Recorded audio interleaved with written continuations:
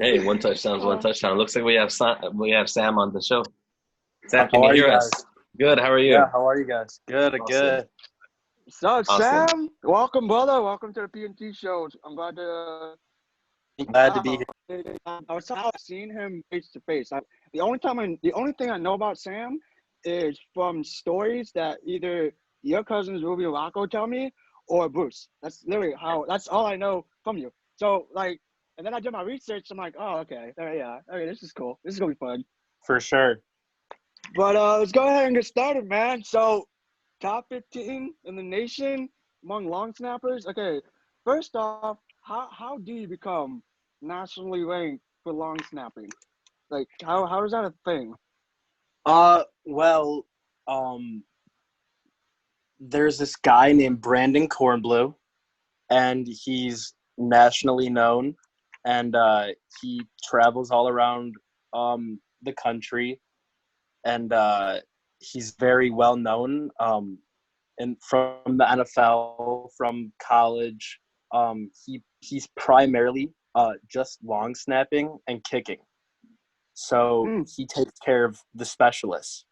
And I got the opportunity to, like through film, through Twitter, he found me and I guess saw that I had talent. So he invited me to a snapping camp. And that was my first camp in Canton, Ohio, at the NFL Hall of Fame. ooh, And so that was my first camp. He ranks all the snappers who go to his camps, and he ranks them from how he thinks. that's cool. Is that how Army was able to find you? Yes, Army called Brandon Cornblue, and Brandon Cornblue gave the coaches my name, and they gave me a call. How excited were you when you got that call from Army? Because I mean, that's not like an ordinary call. That's just like once in a lifetime type of phone call.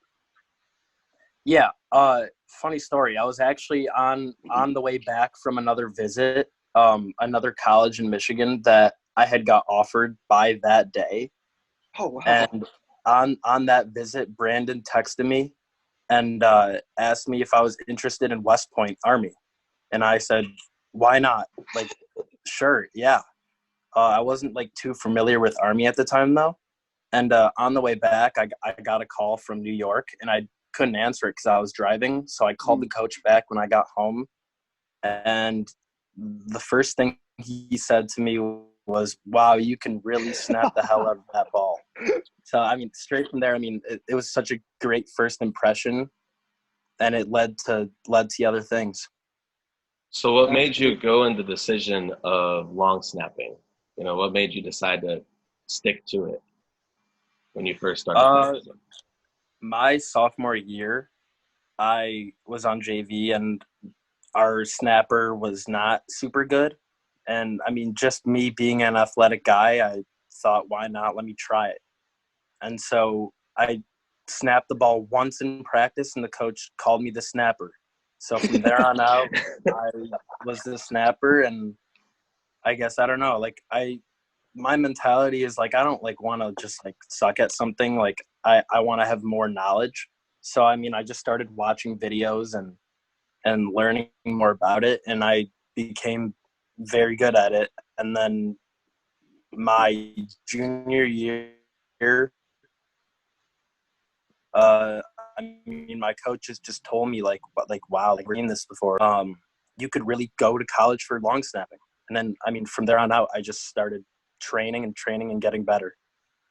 You were tight end before. Is was that your first position and then you switched over to long snapping? Um, Or did you my play sophomore two? year, yeah. So I played tight end and long snapper my senior year. Uh, Before that, I played like offense, defense, wide receiver, linebacker. But my senior year, I played long snapper and tight end. Nice. Nice. So Hey, you played baseball in high school as well. I can see the baseball bats behind you, actually. Yeah, yeah. Was there, because I'm sure that everything that's gone on affected both, um, how your recruiting went and your baseball season. Um, is there anything you can look back to, you can reflect on and say, I'm really gonna miss this about playing baseball, or do you have plans of maybe playing for Army? I mean, I would love to play for Army, but yeah, I mean, I definitely look back at the baseball season, just thinking about last year and having that camaraderie with all the guys and just being around that great environment out in the sun playing baseball. Like, I miss it a lot for sure. That's good. Like, wow. Have you visited Army after you got your scholarship? Did you ever go and do your visit?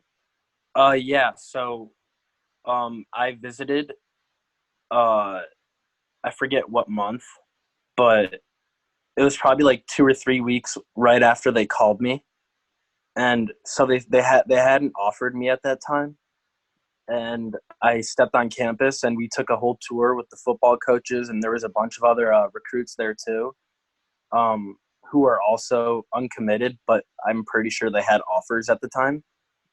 Um, so at the end of the visit, I met with the head coach, and he asked me, um, well, actually, no, what am I saying? They offered me, yeah, the coach came to my house.